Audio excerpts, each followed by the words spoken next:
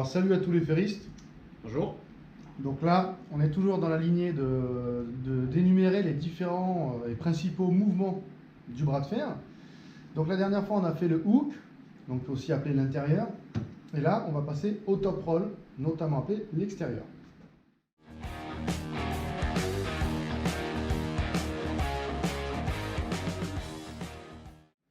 Le top roll, qu'est-ce que c'est? Ça va être un mouvement avec lequel on va essayer de faire une force de levier avec un tirage donc vers nous, pour venir avec le poignet décapsuler les doigts de l'adversaire et donc casser son poignet. Vas-y.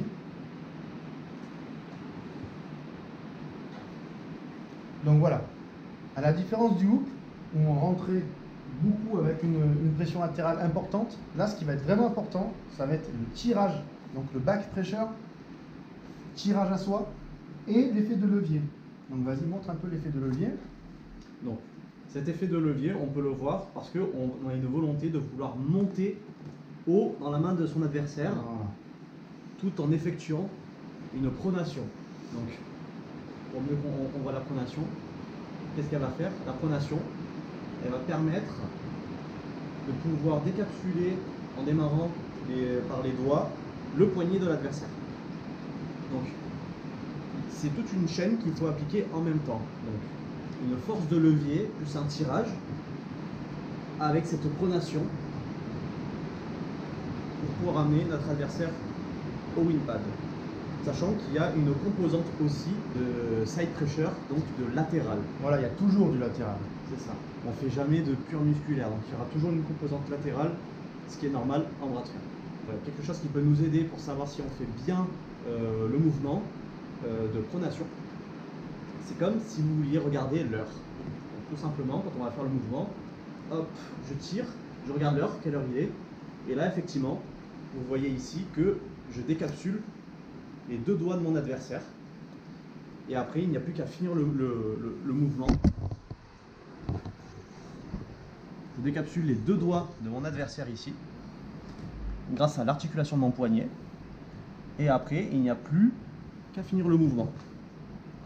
Alors quelque chose qui est vraiment important pour le top roll, ça va être le maintien de cette abduction. Voilà. Donc ça commence dès le start. Quand on se place pour un top roll au start, il ne faut pas se mettre par exemple comme ça, plus ou moins droit, et se dire je vais aller là. Il faut déjà au start être quasiment en butée. Déjà être au maximum entre guillemets de notre abduction et pronation. Donc je vais donner la main comme ça. Voilà. Et là, ce qui est important, donc, c'est cette abduction, surtout pas comme ça. Et au go, quand lui il va venir appliquer sa force, je dois le maintenir. Si par exemple, vas-y doucement, je la lâche, hop, je la perds, c'est fini. Donc, il va falloir vraiment faire un travail de renforcement musculaire en salle spécifique, donc on montrera les exercices après, pour l'abduction, parce que c'est vraiment ce maintien de la rigidité du poignet qui va permettre d'appliquer une pronation. Voilà, de venir attaquer les deux doigts avec le poignet, en effectuant toujours l'effet de la force de levier et le tirage à soi. Hop. Le top roll, c'est un mouvement où justement pour accentuer cette force de levier, on peut voir pas mal de personnes qui s'abaissent sous la table. Des fois même de manière un peu outrancière, mais bon, comme ça. Voilà. Donc c'est là qu'on voit l'importance du levier, avec tout le corps. Donc les muscles, les principaux muscles qui sont utilisés lorsqu'on fait un top roll, qu'on a un tirage de type extérieur. Donc il y a toujours le biceps brachial évidemment, comme pour le hook, hein, le biceps travaille tout le temps. Mais on va beaucoup plus utiliser et ressentir le biceps donc, sur le côté, le brachial antérieur. Donc le muscle qui se situe ici, on va vraiment le ressentir parce qu'on va être en prise neutre, on va tirer comme ceci et ça engage énormément ce muscle. Il va y avoir aussi beaucoup, donc toujours le dos, parce que ça reste du tirage, c'est même beaucoup de tirage au top roll, donc ça veut dire beaucoup de dos. Et tout ce qui est les muscles pronateurs. Donc les fléchisseurs, on en aura évidemment besoin aussi. Mais il va falloir avoir des muscles pour la pronation réellement puissants. Donc voilà les principaux muscles qu'on va utiliser au top roll.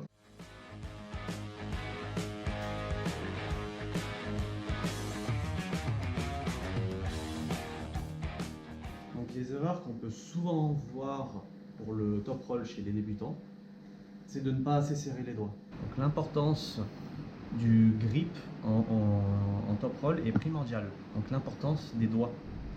Parce que pour pouvoir décapsuler le poignet de notre adversaire, il faut être capable de pouvoir utiliser la force de ses doigts. Donc pour pouvoir faire ce top roll là, si vous voulez pouvoir l'effectuer, il faut garder son adversaire dans sa main du début à la fin. Car si vous ne le faites pas, il va se passer ça. Voilà. Donc soit il va y avoir un lâcher, soit on va avoir un combat de regrip avec des situations comme celle-ci. Pourquoi? Parce que vous avez bien effectué le levier, vous effectuez bien le tirage, la pronation, mais vous gardez rien ici. Voilà. D'où l'importance de bien garder son adversaire dans sa main. Une deuxième erreur, donc comme on l'a dit, l'abduction, donc le manque d'abduction, très important.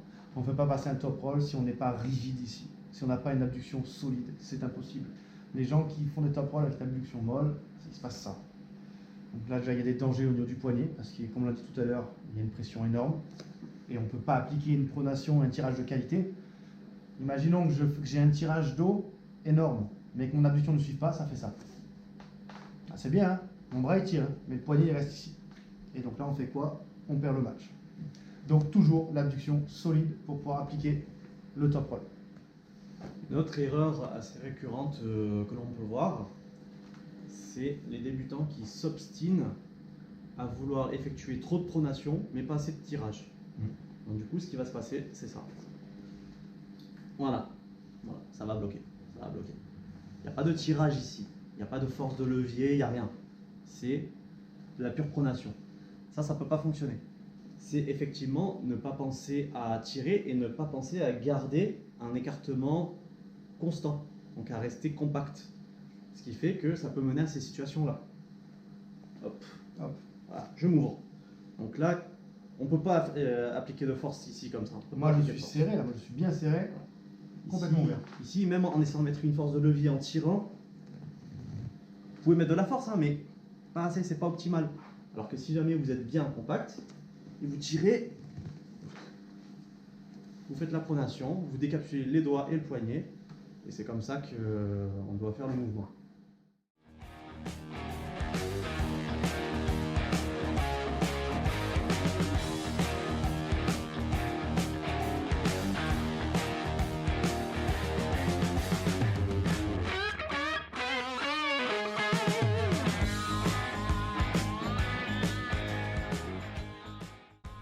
Donc maintenant, nous allons vous présenter 4 exercices à faire pour le top roll. Donc 2 sur table et 2 pour ceux qui n'ont pas de table. Donc premier exercice sur table. Un exercice pour pouvoir renforcer la pronation et le tirage. Donc comme vous le voyez, on enroule la sangle autour du pouce, puis autour de la main, puis on serre la main. Donc comme vous pouvez le voir, l'adduction haute,